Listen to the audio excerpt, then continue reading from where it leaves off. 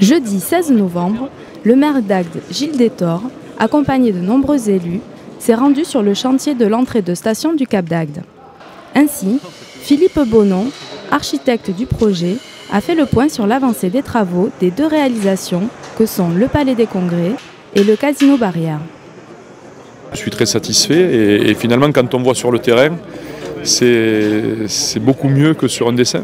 On voit tous les volumes, le côté grandiose aussi de ce chantier parce qu'il est impressionnant avec des techniques de pointe et qui demandent beaucoup quand même de compétences et on sent que toutes les équipes sont bien soudées et que c'est un chantier au final qui tient toutes ses promesses. L'occasion également de présenter le futur habillage qui ornera les bâtiments réalisé par l'artiste sétois Hervé Di Rosa. Le format du panneau est le bon, il y en aura 6 comme ça. Ils seront donc aboutés ici sur le côté, ce qui fait que ça fera un vrai dessin d'ensemble. Il y a une colonie de petites bulles qui vient entourer le dessin principal pour faire une transparence suffisante pour quand on est derrière, on a une vue et ça sert de brise-soleil. Un chantier d'envergure où les entreprises respectent leurs engagements tant sur le plan financier que sur les délais.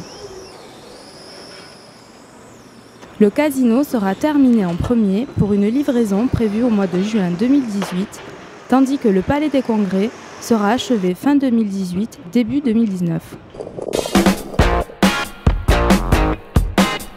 Du 10 au 12 novembre, environ 5000 amateurs se sont rendus au Moulin des Évêques pour la 3e édition de Passion Chocolat.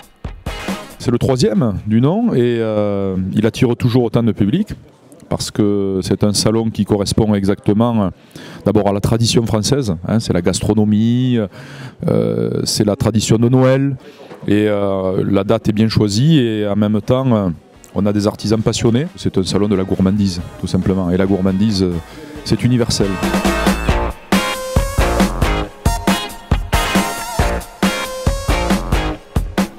Près de 40 artisans et maîtres chocolatiers ont présenté leur création gourmande en déclinant le chocolat sous toutes ses formes. Tous les amoureux du nautisme s'étaient donné rendez-vous du samedi 28 octobre au mercredi 1er novembre à l'occasion de la 18e édition du Salon nautique d'automne du Cap d'Agde. Avec à sa tête une nouvelle commissaire, Liliana Costanza. Les gens ont l'air contents de toutes les nouveautés. Cette année, on aura la chance d'avoir toutes les conférences sur un énorme catamaran, le Sea Explorer. Donc expérience déjà exceptionnelle. On a Titouan Lamazou aussi qui est notre parrain. Je suis de retour et avec le projet de construire un grand navire cette fois. Comme avant, mais sauf avec la petite différence, c'est que cette fois-ci, je vais essayer de faire le tour du monde le plus lentement possible.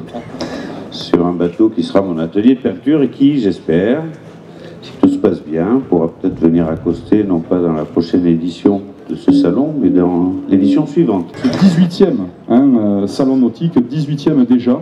Donc n'hésitez pas parce qu'il n'est pas que sur la zone technique, il s'étend jusqu'à la place Racine justement et n'hésitez pas donc à cheminer le long des quais. Vous verrez le Cap d'Agde chaque année vous réserve des surprises et ce salon aussi, puisque vous avez changé beaucoup de choses, on l'a vu, et j'espère que tout ça fera le bonheur de nos visiteurs parce qu'encore une fois, le nautisme c'est avant tout un plaisir que l'on veut partager avec tous nos visiteurs et puis montrer aussi que notre station du Cap d'Agde reste la première station balnéaire de France. Et donc, qui dit première station balnéaire de France, forcément, doit s'allier avec le monde de la voile et du bateau en général, puisque nous avons 4000 anneaux sur notre station balnéaire.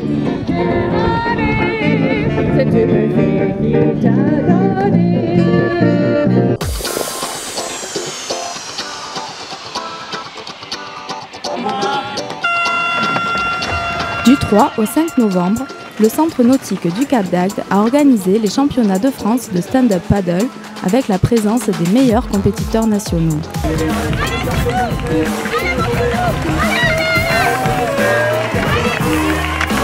Sur les plans d'eau agatois, le spectacle était au rendez-vous lors des 2 courses programmées, une longue distance et une technique. Vendredi 17 novembre ont été inaugurées les ombrières installées sur les parkings Catalogne, face au camping de la Clappe, et Coquille, face à Aqualand. Au total, 38 ombrières sont en place, permettant d'abriter 1200 véhicules. Un projet au volet écologique prononcé. En effet, les deux centrales réunies produisent 4040 MW par an, équivalent à la consommation de 3411 habitants. Elles permettent en outre d'éviter le rejet de 1337 tonnes de CO2 par an.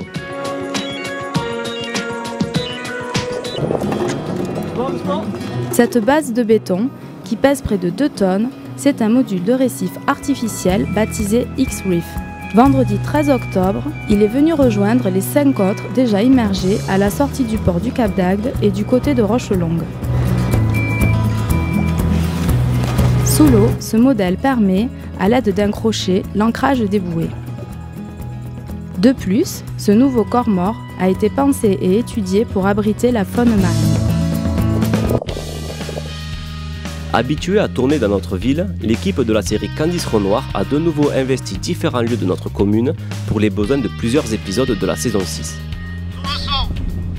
Ainsi, du 13 au 22 novembre, techniciens, figurants et acteurs se sont déplacés au Luna Park, sur les berges du canal du Midi ou encore au sémaphore du Mont-Saint-Loup pour une scène d'action plutôt musclée.